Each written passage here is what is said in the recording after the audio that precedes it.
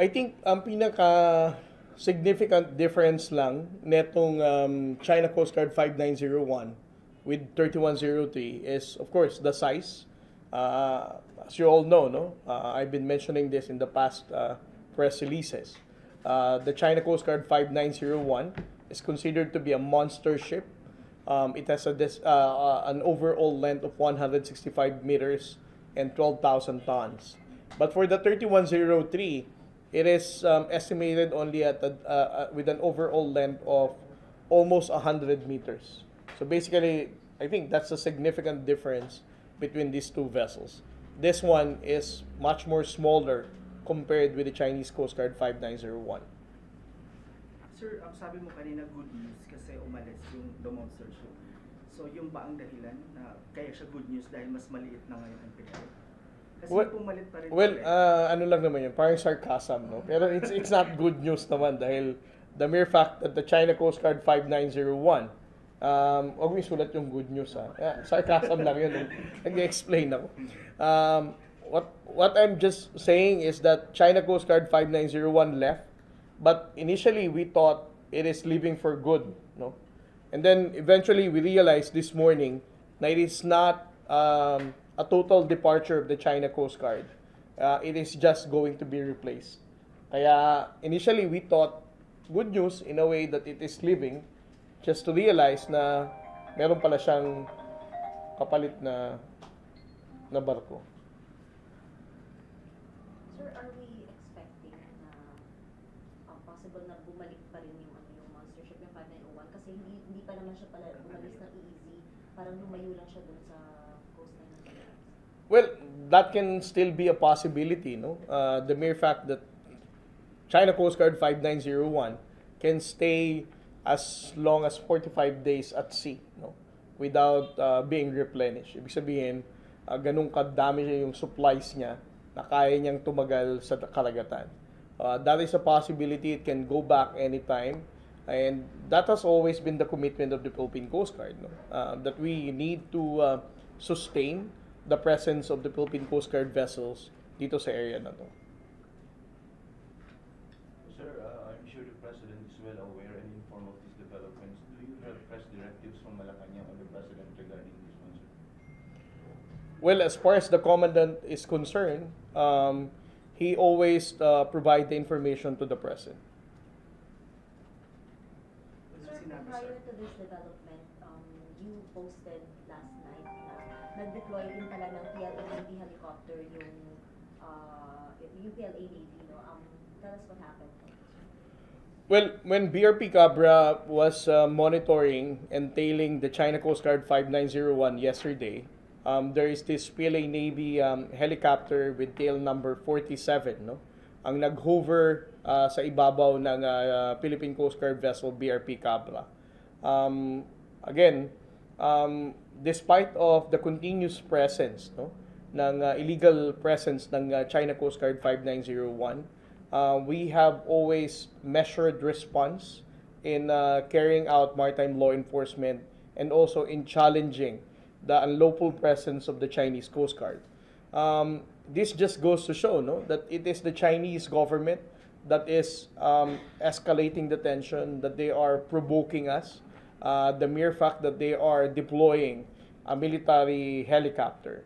But as far as the Coast Guard is concerned, we're not going to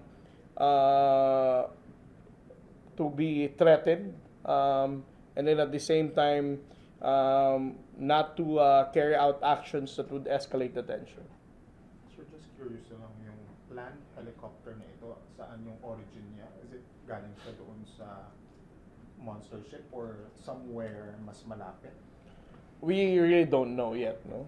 But the mere fact na nanggaling siya away from the monster ship, definitely it's not carried on board by the China Coast Guard monster ship. Secondly, since it's a gray painted helicopter, ibig sabihin, it really came from one of those PLA Navy warships. So may pinagkaiba ba, sir, kung monster ship ang nandyan or si yung kapalit, si 3103? Does it really matter? May special characteristic ba si monster ship aside from its size? I think the general impact of the China Coast Guard monster ship has something more on the public perception. No? Kapag sinabing it's a monster ship, it has public perception that is being targeted when it comes to the messaging. That this is the biggest China Coast Guard vessel that they are deploying within our own exclusive economic zone. So if you're going to ask me, other than the public perception na talagang tina-target ng China, because as what ADG Jonathan Malaya has been saying, and I've also responded to this, na the only main objective of the Chinese government that they want to do in deploying the monster ship is to break the confidence of the Filipino fishermen para takutin ang mga mangingisdang Pilipino na wag nang maglayag sa BDM. So, they are targeting the public perception. Ngayon, other than that, I don't see any other impact, no? But one thing here is clear. Despite whether it's a monster ship or a smaller China Coast Guard vessel, they are still violating the international law. They are still disregarding UNCLOS, and they are still violating our sovereign rights. And their presence in our exclusive economic zone remains and constantly should be called out as unlawful and illegal. Sir, wala bang indications na si monster ship yung pinagbulan ng submersible o nagpapakawala ng mga submersible? Wala pang yan. Wala pa naman ganun. Secondly, because alam naman natin na Masbate is on the eastern seaboard. China Coast Guard monster ship right now ay nasa western side. There are different ways na pwede mong i-launch itong mga underwater drones na to. Alam naman natin na for the past months, there are like 3 or 4 Chinese research vessels na rin tayo na na-monitor sa eastern seaboard. So that can also be a possibility. But again, we still don't have, on the part of the Philippine Coast Guard, we still don't have enough data to assume where did that underwater drone come from. But again, we also trust the competency and the capability of the Armed Forces of the Philippines to really analyze and evaluate the data that they're going to be able to get from that underwater drone.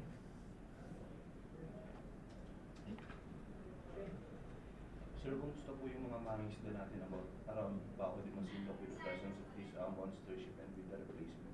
May reports po of harassment?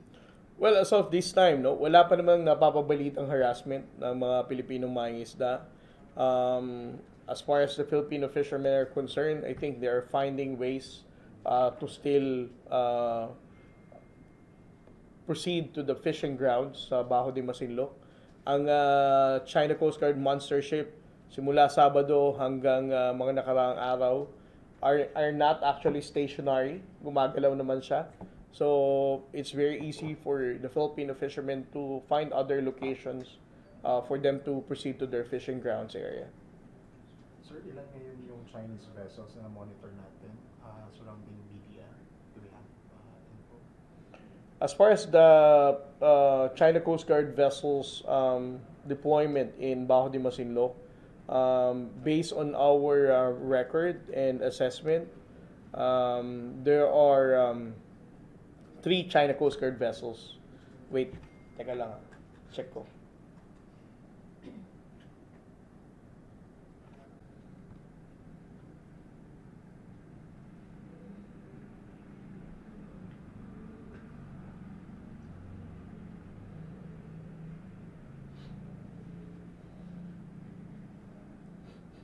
Yes.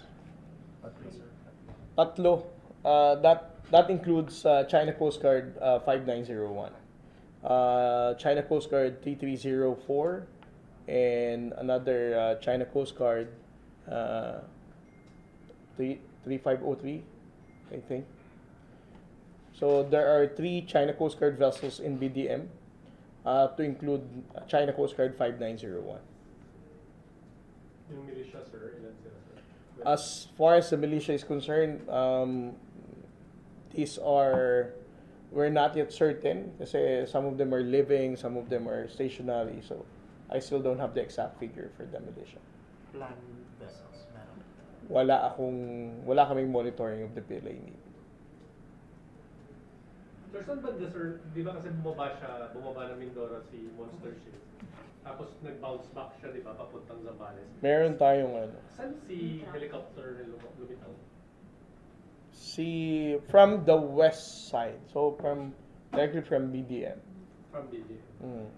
Etong gaano siya, sir, kalayo? Sir, yung helicopter, di ba napakita yung helicopter, gaano kalayo yung camera sa Zambales or sa BDM when the helicopter hovered?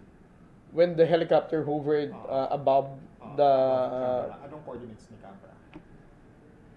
wala siyang specific coordinate kasi mobile naman sila nun eh. Okay. But the distance that they are maintaining is between 60 to 70 nautical miles kasi sinusundan niya lang naman si Monster Ship yesterday. Last question pa, Mike. Gaano katagal yung helicopter na? From 3 p.m. to basically 20 minutes.